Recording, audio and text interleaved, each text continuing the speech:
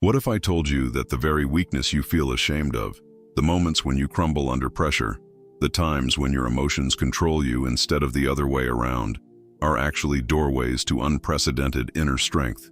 Most people don't realize that every single moment of perceived weakness is actually your psyche begging you to develop the muscles you never knew you had. Right now, as you're watching this, there are ancient principles, discovered over 2,000 years ago, that can transform your relationship with adversity forever. Think about it. How many times this week have you felt overwhelmed by circumstances beyond your control? How often have you found yourself scrolling through social media, comparing your inner struggles to everyone else's highlight reel, feeling smaller and weaker with each swipe? How many moments have you experienced where you knew what you should do, but you did the opposite anyway, then spent hours afterward drowning in regret and self-criticism? This isn't your fault, but it is your responsibility to change it. We live in an era that has made weakness comfortable and strength uncomfortable. Society tells us that our feelings should dictate our actions, that comfort is the goal, that avoiding pain is wisdom. But what if everything you've been taught about handling life's challenges is not just wrong, but actively making you weaker? What if the very strategies you're using to cope are actually coping mechanisms that keep you trapped in cycles of reactivity, victimhood, and emotional turbulence? The ancient Stoics understood something that modern psychology is just beginning to rediscover. They knew that true strength isn't about never feeling weak. It's about transforming your relationship with weakness itself. Marcus Aurelius, who ruled the most powerful empire in history while dealing with plagues, wars, and personal tragedies, wrote in his private journal, "You have power over your mind, not outside events. Realize this, and you will find strength." He wasn't writing for public consumption. He was reminding himself, in his most vulnerable moments, of principles that could carry him through anything. Epictetus, who spent years as a slave before becoming one of history's greatest teachers, discovered that external circumstances have no inherent power over your internal state. He taught that the moment you understand the difference between what you can control and what you cannot, you stop being a victim of your circumstances and become the architect of your character. Seneca, one of the wealthiest and most powerful men in Rome, voluntarily practiced poverty and discomfort to ensure that his strength came from within, not from his external advantages. These weren't just philosophical theories. These were battle-tested principles forged in the crucible of real human suffering, real human challenges, real human weakness transformed into unshakable strength. If you're serious about breaking free from the patterns that keep you stuck, if you're tired of feeling like life happens to you instead of through you, if you recognize that the strength you're looking for can't be found in comfort zones or positive thinking alone, then like this video right now. Don't skip any part of what I'm about to share, because each rule builds on the last, and missing even one could mean the difference between breakthrough and staying exactly where you are. Drop a comment when you recognize the moment in your life where you chose comfort over growth, and share this with someone who you know is ready to stop making excuses and start building real inner strength. The first rule that will begin your transformation is this: accept what you cannot control, control what you can. This sounds simple, but most people spend their entire lives fighting this fundamental truth. Right now, you're expending precious mental and emotional energy trying to control things that are completely outside your influence. You're worried about what other people think about you, but you can't control their thoughts. You're stressed about economic uncertainty, but you can't control global markets. You're anxious about your health, but you can't control every variable that affects your body. Here's what happens when you truly internalize this rule. Last week, you might have spent 3 hours worrying about a conversation with your boss that might happen next month. That's 3 hours of your life force drained by something that exists only in your imagination, about a person whose thoughts and reactions you cannot control. The Stoic approach would be to spend 30 seconds acknowledging the upcoming conversation, 5 minutes preparing what you can control, your words, your attitude, your preparation, and then directing your attention to what's actually in front of you right now. Marcus Aurelius faced plague, betrayal, and the constant pressure of governing an empire, yet he wrote, "Confine yourself to the present." He understood that strength comes not from trying to control the uncontrollable, but from applying your full power to what actually lies within your domain: your thoughts, your actions, your responses, your character development, your daily habits, your moment-to-moment choices. When you stop trying to control other people's opinions and start controlling your own standards, something extraordinary happens. When you stop trying to control outcomes and start controlling your effort and preparation, you discover a reservoir of power you never knew existed. When you stop trying to control external circumstances and start controlling your internal responses, you become essentially unbreakable. The practical application starts today. Every time you catch yourself worrying about something, ask yourself this question: is this within my control or outside my control? If it's outside your control, you have exactly two productive options. Either take whatever small action you can take to influence the situation, or completely redirect your attention to something you can actually control. Everything else is weakness disguised as concern. The second rule will revolutionize how you handle adversity. Reframe every obstacle as training. Most people see challenges as evidence that life is unfair, that they're unlucky, that the universe is against them. This victim mentality keeps them weak because it positions them as passive recipients of circumstances rather than active agents of their own development. The Stoics understood that every obstacle contains within it the seeds of equivalent or greater strength. Epictetus taught his students, "Don't explain your philosophy, embody it." He knew that intellectual understanding without practical application is worthless, but more importantly, he knew that every difficulty you face is actually customized training for the exact type of strength you need to develop. Think about this. The specific challenges you're dealing with right now, the ones that feel so overwhelming and personal, are actually perfectly designed to build the muscles you need for your next level of development. That financial pressure you're experiencing isn't just bad luck. It's training for resourcefulness, creativity, and detachment from material security. That difficult relationship isn't just drama. It's training for boundaries, communication, and emotional regulation. That health challenge isn't just inconvenience. It's training for discipline, priorities, and appreciation for what you can control. That professional setback isn't just disappointment. It's training for resilience, adaptability, and finding your true source of confidence. Marcus Aurelius wrote, "The impediment to action advances action. What stands in the way becomes the way." This isn't positive thinking or wishful thinking. This is recognition that obstacles aren't interruptions to your path. They are your path. Every time you successfully navigate a challenge, you're not just solving a problem, you're building the internal infrastructure to handle bigger challenges with more grace and strength. Here's how this transforms your daily experience. Instead of saying, "Why is this happening to me?" you start asking, "How is this happening for me?" Instead of, "This shouldn't be this difficult," you think, "This difficulty is precisely what I need to become stronger." Instead of avoiding discomfort, you begin to recognize discomfort as information about where your growth edges lie. The practical implementation is immediate and ongoing. Start viewing every frustration as a training session for patience, every rejection as training for persistence, every criticism as training for emotional regulation, every setback as training for resilience, every fear as training for courage. This isn't about pretending challenges aren't difficult. It's about extracting maximum growth from every difficulty instead of maximum suffering. The third rule will change how you relate to your emotions. Feel without being controlled by feelings. This might be the most misunderstood aspect of Stoic philosophy. Many people think Stoics advocate for emotional suppression or becoming robotic. The truth is the opposite. Stoics feel their emotions fully, but they don't let emotions make their decisions. They understand that emotions are information, not instructions. Most people live in emotional reactivity. Something happens, they feel something, and they immediately act on that feeling without any space between stimulus and response. Someone cuts them off in traffic. They feel anger. They honk and curse and let that anger dictate their next 10 minutes. They get criticized at work. They feel hurt. They spend their evening replaying the interaction and feeling sorry for themselves. They see other people's success. They feel inadequate. They either give up on their own goals or attack the successful person. Seneca understood this pattern and taught a different approach. You have power over your mind, not outside events. Realize this, and you will find strength. Notice that he didn't say you have power over your emotions. He said you have power over your mind.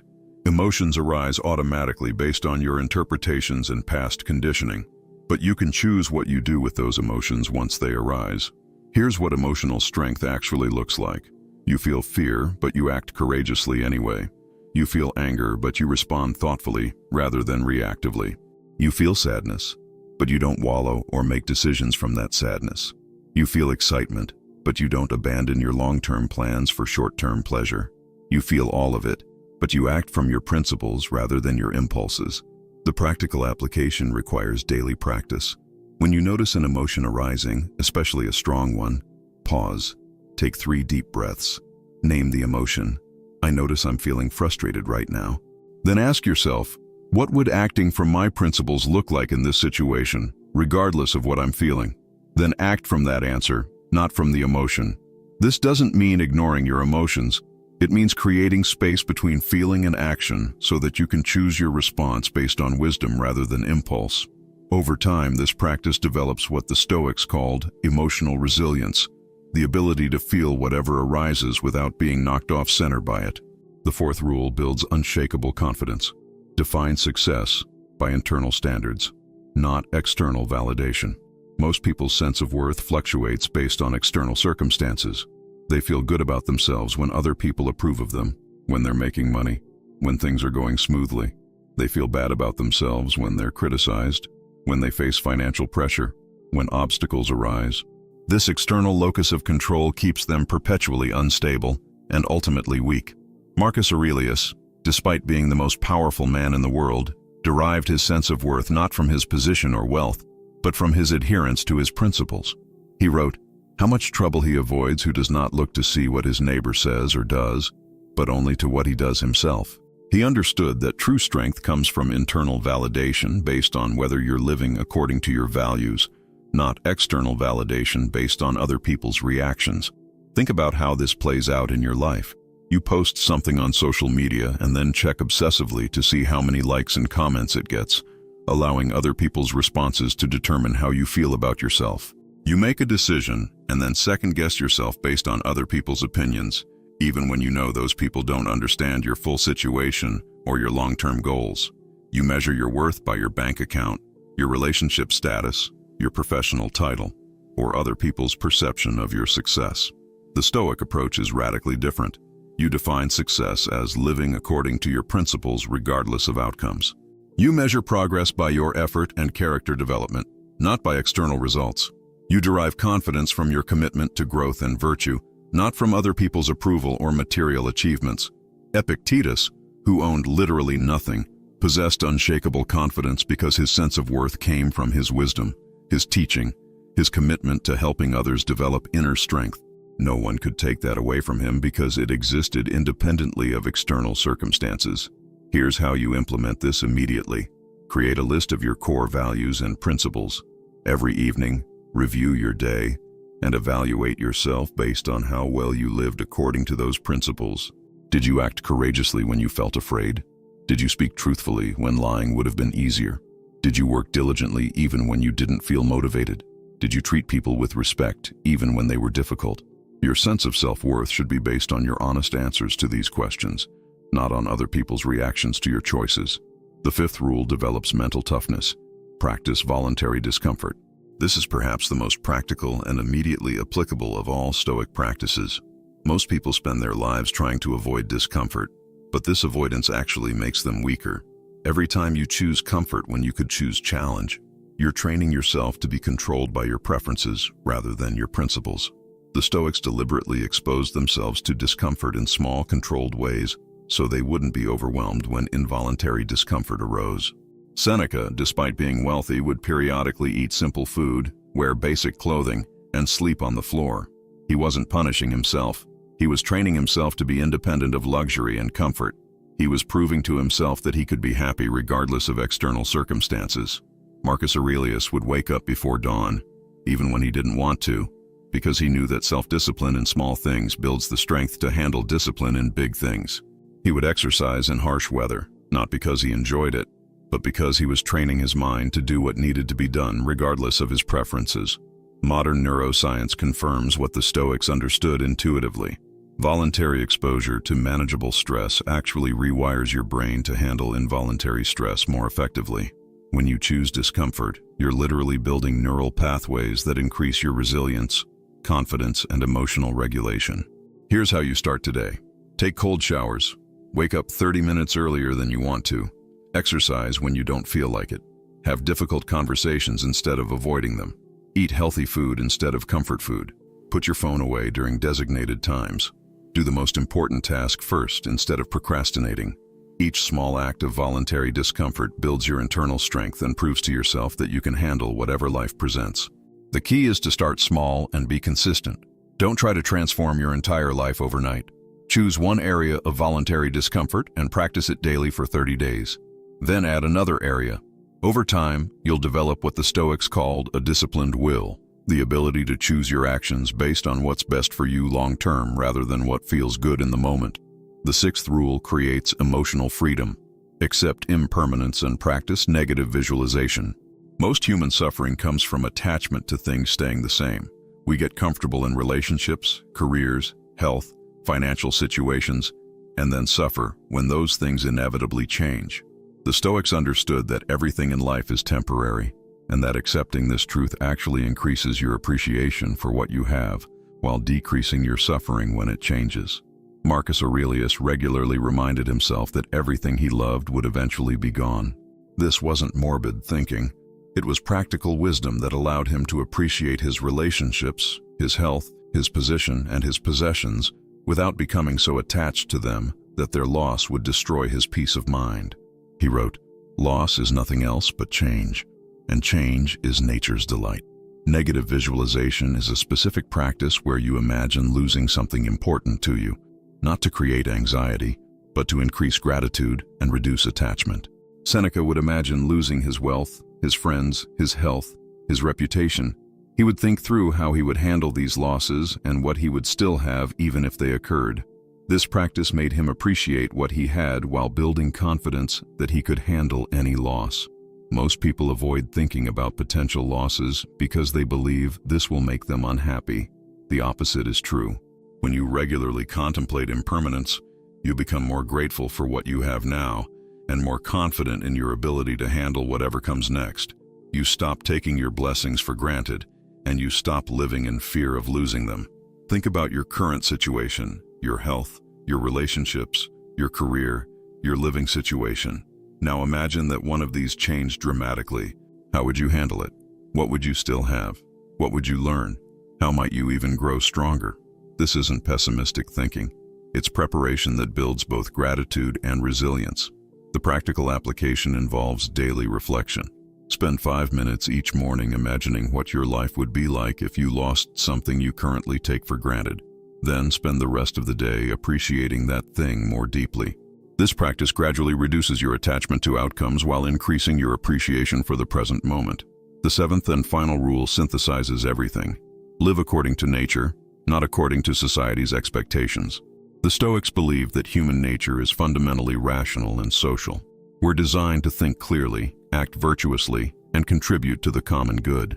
But society often pressures us to act against our nature, to pursue things that don't actually fulfill us, to adopt values that make us weaker rather than stronger. Epictetus taught that most people are unhappy because they're trying to live according to other people's expectations rather than according to their own nature. They choose careers that look impressive but don't align with their values. They pursue relationships that meet social standards but don't fulfill them personally. They adopt lifestyle habits that appear successful but actually undermine their health and happiness. Living according to nature means developing your capacity for reason, virtue, and contribution regardless of whether these choices make you popular or wealthy or comfortable. It means choosing courage over safety, truth over convenience, growth over comfort, service over selfishness. It means becoming the person you were designed to be rather than the person society tells you to be. Marcus Aurelius had every opportunity to live for pleasure, power, and personal gain. Instead, he chose to dedicate his life to serving the empire and developing his character. He understood that fulfillment comes not from getting what you want, but from wanting what you already have and becoming who you're capable of becoming. Here's how you implement this final rule. Regularly ask yourself, am I making this choice because it aligns with my authentic nature and values, or because it meets other people's expectations? Am I choosing this career path because it genuinely excites and fulfills me, or because it will impress others? Am I staying in this relationship because it brings out the best in both of us, or because breaking up would be socially awkward? Am I adopting these habits because they make me stronger and happier, or because they make me appear successful? The courage to live authentically, according to your nature rather than society's expectations, is the ultimate expression of inner strength. It requires all the other rules working together, accepting what you cannot control, reframing obstacles as training, managing emotions without being controlled by them, deriving confidence from internal standards, practicing voluntary discomfort, and accepting impermanence. These 7 rules work together to create what the Stoics called the discipline of desire, the discipline of action, and the discipline of assent. You learn to want what you have rather than having what you want. You learn to act according to virtue rather than impulse. You learn to think clearly rather than reactively. Together, these disciplines transform weakness into strength, reactivity into responsibility, and victimhood into empowerment. The transformation doesn't happen overnight, but it happens immediately. The moment you start applying these principles, you begin to experience more inner peace, more genuine confidence, and more authentic power. You stop being controlled by circumstances and start being guided by principles. You stop being weakened by challenges and start being strengthened by them. Remember, every single day presents you with opportunities to practice these rules. Every moment of frustration is a chance to practice accepting what you cannot control. Every obstacle is a chance to practice reframing challenges as training. Every strong emotion is a chance to practice feeling without being controlled.